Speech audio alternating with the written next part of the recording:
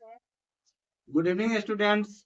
आशा करते हैं कि आप लोग ठीक होंगे और माँ सरस्वती की कृपा आप पर बनी रहे। जैसे कि आप लोग से हम वादा किए थे कि आपका एग्जाम तक साथ नहीं छोड़ेंगे, और आज से पहले चैप्टर 15 तक हम ऑब्जेक्टिव करवा दिए थे। और ये बायोलॉजी के आज लास्ट चैप्टर यानी कि 16वां, जिसे कहते हैं एनवायरमेंटल ऑफ इशू यानी कि पर्यावरण के मुद्दे। बिहार बोर्ड प्रत्येक वर्ष इस चैप्टर से 4 से 5 क्वेश्चन ऑब्जेक्टिव लेते हैं, और इससे बाहर आपका एक भी क्वेश्चन नहीं जाएगा। आपका समय ज्यादा व्यर्थ नहीं करते हैं, सीधे वीडियो को शुरू करते हैं। फर्स्ट क्वेश्चन देखिए, निम्नलिखित में से जैव आवर्धन का कारण किसे माना जाता है?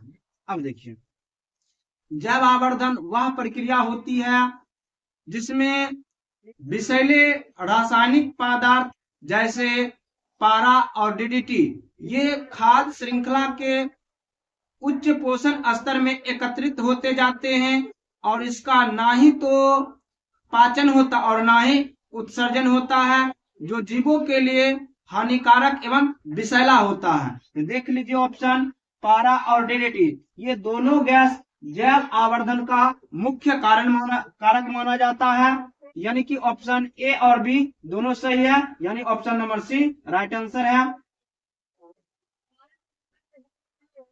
क्वेश्चन नंबर 2 देखिए, अम्लीय वर्षा का होना चाहिए, यहाँ पर थोड़ा मिसप्रिंट है। अम्लीय वर्षा का पीएच नीचे होता है। सामान्यतः वर्षा का पीएच मान जो होता है 5.6 होता है, और इससे जो कम होता है वह अम्लीय वर्षा कहलाता है, यानी कि 5.6 से कम होता है। ऑप्शन ए राइट आंसर है।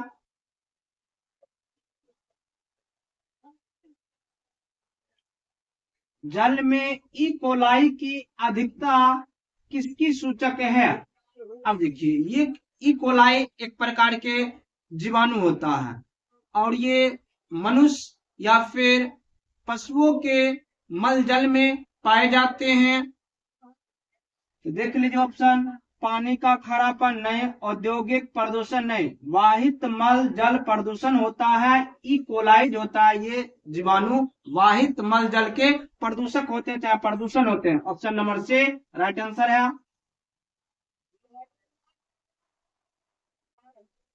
क्वेश्चन नंबर 4 देखिए, जिम कॉर्बेट राष्ट्रीय उद्यान स्थित है। तो जिम कॉर्बेट राष्ट्रीय उद्यान ये भारत का पहला राष्ट्रीय उद्यान है, जो 1936 ईस्वी में उत्तराखंड में स्थापित किया गया था, जिसमें मुख्य रूप से बाघों को संरक्षण किया गया। तो ऑप्शन देख लीजिए, उत्तराखंड ए यानी कि ए ही राइट आंसर है। निम्नलिखित में से किसमें रंध्र तथा जड़ों का अभाव रहता है? अब देखिए, हाइड्रिला एक ऐसा पौधा होता है जो जल में पाए जाते हैं और जल में पूरी तरह से डूबे हुए रहते हैं।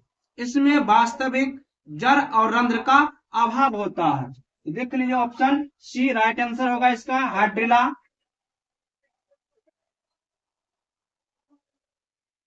क्वेश्चन नंबर 6 देखिए, निम्नलिखित में से किस पौधे को बंगाल के आतंक कहा जाता है?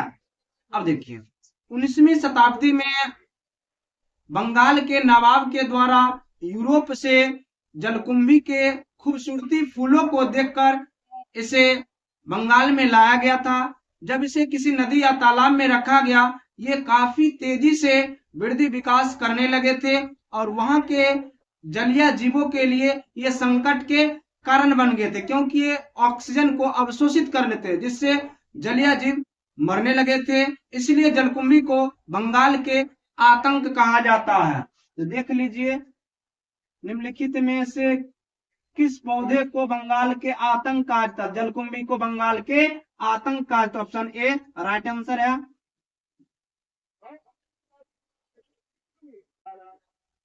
SO2 प्रदूषक का सूचक है। SO2 प्रदूषक का सूचक जो होता है ये लाइकेन होता है। ऑप्शन बी राइट आंसर है।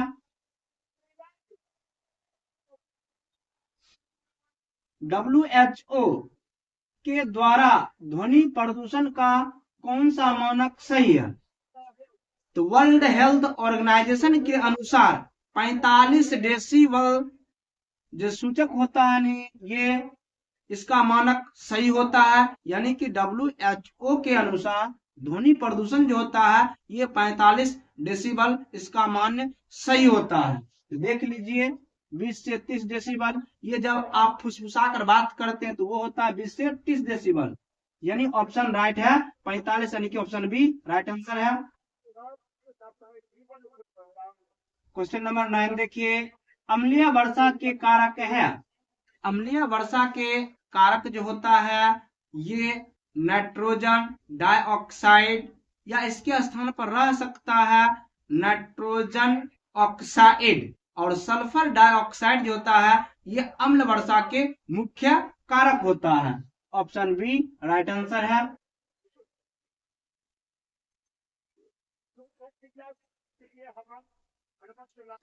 लाइकेन सूचक है।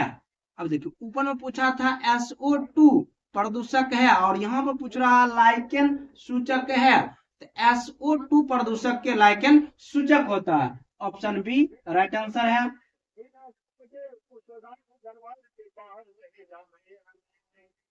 क्वेश्चन नंबर 11 देखिए, कार्बन मोनोऑक्साइड एक प्रमुख प्रदूषक है।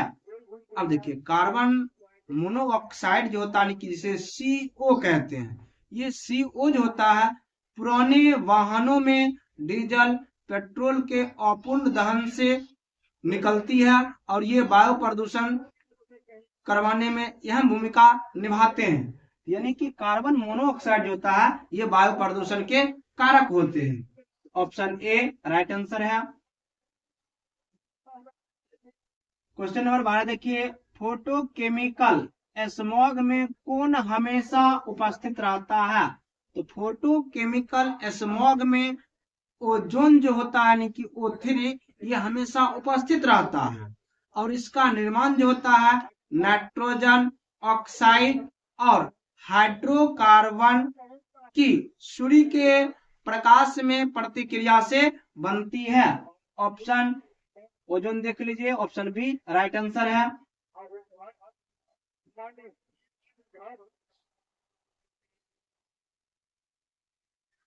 क्वेश्चन नंबर 13 देखिए, चिपको आंदोलन संबंधित है। अब देखिए चिपको आंदोलन की शुरुआत 1974 ईस्वी में उत्तराखंड के कुमाऊं और गढ़वाल जिला में शुरू किया गया था। उस समय वहां पर वन तस्करों के द्वारा चोरी से पेड़ को काटे जा रहा था, जिसको बचाने के लिए, संरक्षण के लिए सुंदरलाल बहुगुणा, गौरा देवी और चंडी भट्ट प्रसाद ये सभी और इसके हजारों साथियों ने पेड़ों से चिपक गए और बोले पहले मुझे काटो तब इस पेड़ को काटो। और इसका मुख्य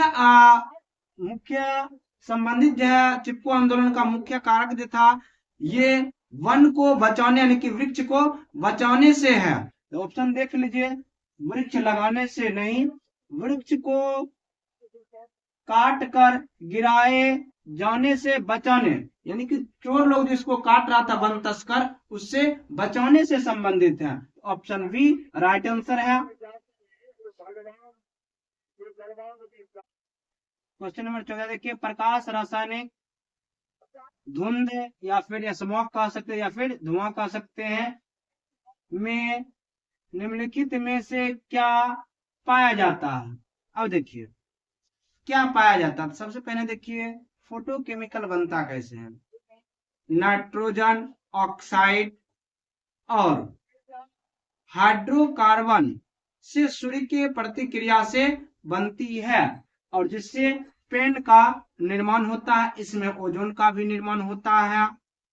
तो और यहाँ पर पूछ रहा है क्या पाया जाता है? ऑप्शन ए यानी कि पेन बनता है, यानी कि पेन पाया जाता है, और ये सभी नहीं पाया जाता।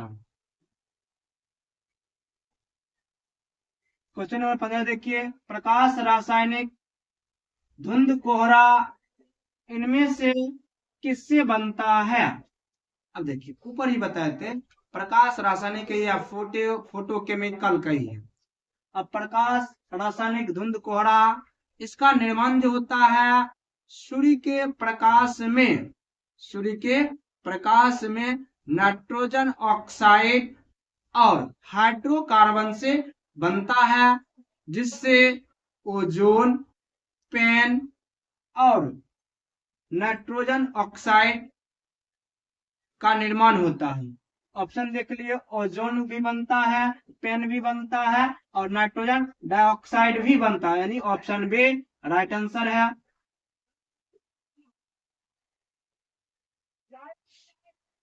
मनुष्य में हिम अंधता का मुख्य कारण है। अब देखिए मनुष्य में हिम अंधता का मुख्य कारण जो होता है सूर्य से निकलने वाले अल्ट्रावायलेट रे, जिसे आप कहते हैं परावैंगनी किरण, ये बर्फ से टकराकर जब परावर्तित होती है तो पृथ्वी पर पाए जाने वाले जंतुओं के लिए हिम अंधता का कार्य करते हैं। यहाँ कह रहा है हिम अंधता का कारण कौन है? तो परावैंगनी किरण है हिम अंधता का कारण, ऑप्शन ए राइट आंसर है। क्वेश्चन नंबर 17 देखिए, वायुमंडल के निचले भाग से शीर्ष तक वायु स्तंभ में ओजोन की मोटाई किस इकाई में मापी जाती है? अब देखिए ओजोन की मोटाई जो होता है निचले स्तर से लेकर और शीर्ष भाग तक मापी जाती है। ये डॉप्सन यूनिट में यानी कि डॉप्सन इकाई में मापी जाती है। और ओजोन परत जो होता है ये समताप मंडल में पाई जाती है और इसका काम होता है सूर्य से आने वाले परावैंगनिक किरणों को अवशोषित करना। यदि यह किरण डायरेक्ट पृथ्वी पर पहुंचती है तो मनुष्य में त्वचा कैंसर, हिम अंधता और मोतियाबिंद और उत्परिवर्तन जैसे समस्या को उत्पन्न कर सकता है। ये डॉप्सन इकाई से ओजोन परत की मोटाई को मापी जाती है, ऑप्शन ए राइट आंसर है। निम्नलिखित में से कौन ओजोन परत हेतु सर्वाधिक हानिकारक है? तो ओजोन परत के निर्माण जो होता है ये ऑक्सीजन के 3 परमाणुओं से होता और ओजोन परत के मुख्य कार्य जो होता है जो सूर्य प्रकाश से परावैंगनिक किरण जो होता है उसे अवशोषित करना होता है। यदि यह किरण पृथ्वी पर पहुंचती है तो ये जंतुओं के लिए हानिकारक हो सकता है, जैसे त्वचा कैंसर, मोतियाबिंद और उत्परिवर्तन जैसे समस्या उत्पन्न हो सकता है। अब देख लीजिए ऑप्शन। अब देखिए ओजोन परत के नष्ट करने के लिए सबसे मुख्य कारक जो होता है ये फ्रियोन होता है और फ्रियोन का अर्थ होता है CFC यानी कि क्लोरोफ्लोरोकार्बन। ये ओजोन को सबसे अधिक नष्ट करने का कारक माना जाता है, ऑप्शन सी राइट आंसर है।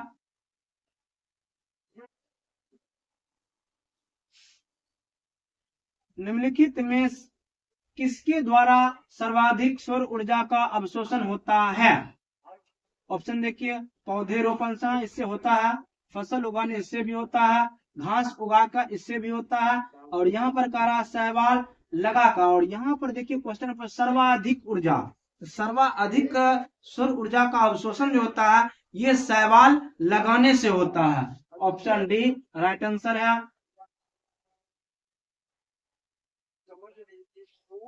निम्न में से कौन ग्रीन हाउस गैस नहीं है? तो सबसे पहले ये पता होना चाहिए ग्रीन हाउस गैस होता कौन कौन है। तो green house gas methane, CFC यानी कि क्लोरोफ्लोरोकार्बन, कार्बन डाइऑक्साइड, ये सभी गैस होते हैं और नाइट्रोजन जो होता है ये ग्रीन हाउस गैस नहीं होता, ऑप्शन डी राइट आंसर है।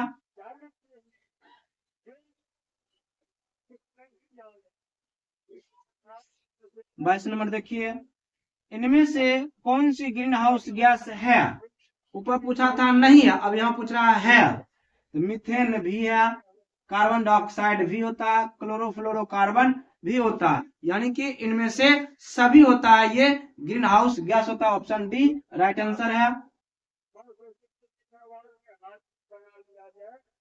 क्वेश्चन नंबर 23 देखिए, भोपाल दुर्घटना के संबंध में निम्नलिखित में कौन सा कथन गलत है। अब देखिए, भोपाल गैस त्रासदी था, ये 2 या 3 दिसंबर के 1984 ईस्वी में मिथाइल आइसोसाइनाइड गैस के रिसाव होने से हजारों लोग प्रभावित हुए थे। देख लीजिए ऑप्शन आप, यहाँ पूछ रहा गलत कथन कौन सा, हजारों मनुष्य मारे गए थे, हाँ ये बिल्कुल सही है। संपूर्ण भोपाल में रेडियोधर्मी विकिरण फैल गए थी, नहीं ये बात गलत है। ऑप्शन और दिखाइए। सी नंबर का रहा, यह दुर्घटना 2-3 दिसंबर 1984 हाँ हुई थी। इस दुर्घटना में मिथाइल आइसोसाइनाइड गैस का रिसाव हुआ था, यानी कि भोपाल गैस त्रासदी था, इसमें हजारों लोग की मृत्यु भी हुई थी। ये 2 या 3 दिसंबर के आधी रात्रि 1984 में घटना हुई थी, और इसमें मिथाइल आइसोसाइनाइड गैस का रिसाव भी हुआ था। लेकिन संपूर्ण भोपाल में रेडियोधर्मी विकिरण फैल गया था, ये ऑप्शन गलत है। ऑप्शन बी राइट आंसर है।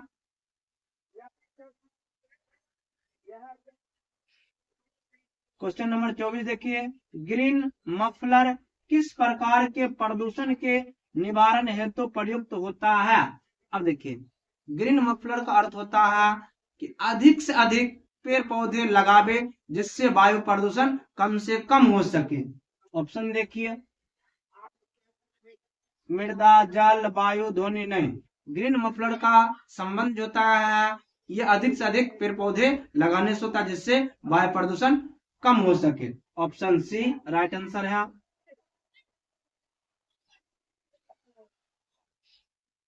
रेडियोधर्मी प्रदूषक के सबसे प्रतिकूल प्रभाव का परिणाम है। अब देखिए, सबसे प्रतिकूल प्रभाव पूछ रहा है, तो रेडियोधर्मी जो होता है ये जीन उत्परिवर्तन के कारण माने जाते हैं। ऑप्शन डी राइट आंसर है। क्वेश्चन नंबर 26 देखिए, भोपाल गैस त्रासदी किस गैस के रिसाव से हुई थी। ऊपर ही बताए थे भोपाल गैस त्रासदी हुआ था, ये 2 या 3 दिसंबर के आधी रात्रि यानी कि आधी रात में 1984 ईस्वी में घटना हुए थे, जिसमें मिथाइल आइसोसाइनाइड गैस का रिसाव हुआ, जिससे हजारों लोग की मृत्यु हो गई थी। ऑप्शन देख लीजिए, पेन, स्मोक, SO2 नहीं, ऑप्शन से राइट आंसर है, मिथाइल आइसोसाइनाइड गैस का रिसाव हुआ था। क्वेश्चन नंबर 27 देखिए, पर्यावरण संरक्षण अधिनियम किस वर्ष में प्रभाव में आया। तो पर्यावरण संरक्षण अधिनियम 1986 ईस्वी में प्रभाव में आया था, और पर्यावरण प्रत्येक वर्ष 5 जून के पर्यावरण दिवस जो होती है प्रत्येक वर्ष 5 जून को मनाई जाती है। और यहाँ पूछ रहा पर्यावरण संरक्षण अधिनियम किस वर्ष प्रभाव में आया, 1986 ईस्वी में। ऑप्शन ए राइट आंसर है। क्वेश्चन नंबर 28 देखिए, क्लोरोफ्लोरोकार्बन उत्तरदायी है। तो क्लोरोफ्लोरोकार्बन जो होता है ये ओजोन परत को नष्ट कहिए या फिर अवक्षय के मुख्य कारक माना जाता है, अम्ल वर्षा के लिए नहीं, ओजोन परत क्षरण के लिए ये मुख्य कारक माने जाते हैं। ऑप्शन बी राइट आंसर है। क्वेश्चन नंबर 29 देखिए, निम्नलिखित गैसों को सामान्यतः ग्रीन हाउस कहते हैं, यानी कि ऐसा समूह आपको चुनना है जो ग्रीन हाउस गैस होते हैं। ग्रीन हाउस गैस होते कौन है, CFC यानी कि chlorofluoro carbon, carbon dioxide, methane और नाइट्रोजन डाइऑक्साइड, ये सभी गैस जो होते हैं ग्रीन हाउस गैस कहलाते हैं। ऑप्शन देखिए, CFC, CH4, नाइट्रोजन और डाइऑक्साइड, और यहाँ देखिए कार्बन डाइऑक्साइड, ये समूह जो होता है ये सभी ग्रीन हाउस गैस कहलाते हैं। और यहाँ पर देखिए तीनों में एक रंग है, नाइट्रोजन भी नहीं होता है, यहाँ देखिए अमोनिया ये भी नहीं होता है, और यहाँ पे देखिए नाइट्रोजन ये सभी नहीं होता है, यानी ऑप्शन ए राइट आंसर है।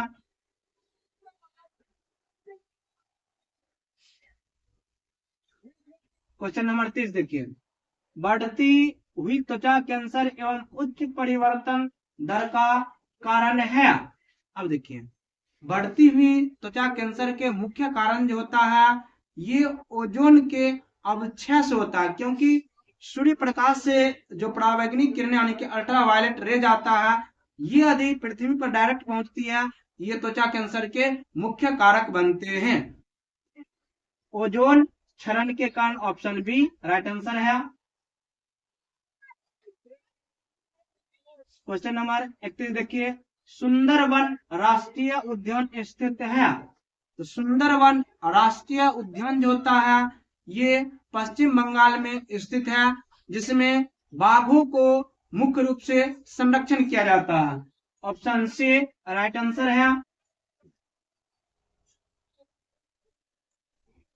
क्वेश्चन नंबर 32 देखिए, भारतवर्ष में जैव विविधता के लिए कानून संसद में कब पास हुआ? भारत में जैव विविधता के लिए कानून जो था ये 2002 ईस्वी में संसद में पारित हुआ था। ऑप्शन डी राइट आंसर है।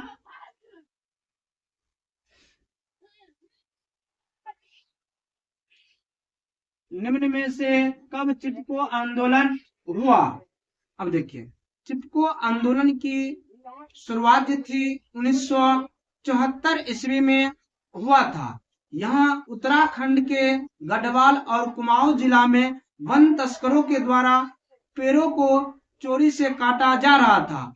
तब सुंदरलाल बहुगुणा, चंडी भट्ट प्रसाद और गौरा देवी और इनके हजारों साथियों ने पेड़ों से चिपक कर पहले बोले थे मुझे काटो तब इस पेड़ को काटो, ऐसा नारा दिए थे। इसका मुख्य कारण था वन संरक्षण, यानी कि वन को बचाना। 1974 ये राइट आंसर है। क्वेश्चन नंबर 34 देखिए, मॉन्ट्रियल प्रोटोकॉल जिसमें ओजोन परत को मानव क्रियाकलापों से सुरक्षित बचाए रखने के लिए उचित कार्रवाई करने को कहा गया, किस वर्ष में पारित किया गया था? ये 1987 ईस्वी में पारित किया गया और 1 जनवरी 1989 ईस्वी को लागू कर दिया गया था। और इसका आंसर जो हो जाए ऊपर को, ये लागू यानी पारित जो किया गया था ये 16 सितंबर 1987 ईस्वी को पारित किया गया था। इसलिए प्रत्येक वर्ष 16 सितंबर को ओजोन दिवस मनाई जाती है। ऑप्शन बी राइट आंसर, यानी कि 1987 ईस्वी में पारित किया गया था।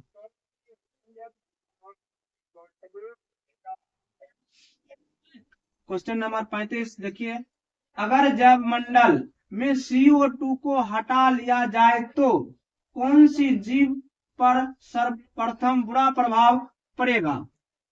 अब देखिए, वायुमंडल से जब आप CO2 यानी कि कार्बन डाइऑक्साइड को हटा लेते हैं, ये प्राथमिक उत्पादकता जो होता है उस पर बुरा प्रभाव पड़ेगा, क्योंकि हरे पेड़ पौधा जो होता है ये कार्बन डाइऑक्साइड, जल और प्रकाश से निकलने वाले विकिरण ऊर्जा को अवशोषित कर अपना भोजन संश्लेषण करते हैं, और CO2 नहीं रहेगा तो भोजन नहीं बन पाएगी, यानी प्राथमिक उत्पादकता अधिक प्रभावित होगा। ऑप्शन ए राइट आंसर है।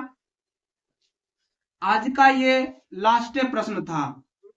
कल 7:30 यानी कि AM मॉर्निंग में यूनिट फर्स्ट के गेस पेपर जारी होगा। यदि आप उसको कर लेते हैं, आपको एग्जाम में सेम टू सेम हूबहू क्वेश्चन आपको मिल जाएगी। इससे बाहर चाहे वह चित्र हो, चाहे लॉन्ग क्वेश्चन हो, चाहे कोई शॉर्ट क्वेश्चन हो, उससे बाहर नहीं जाता है। पिछले 5 साल का अध्ययन है उस पर। धन्यवाद।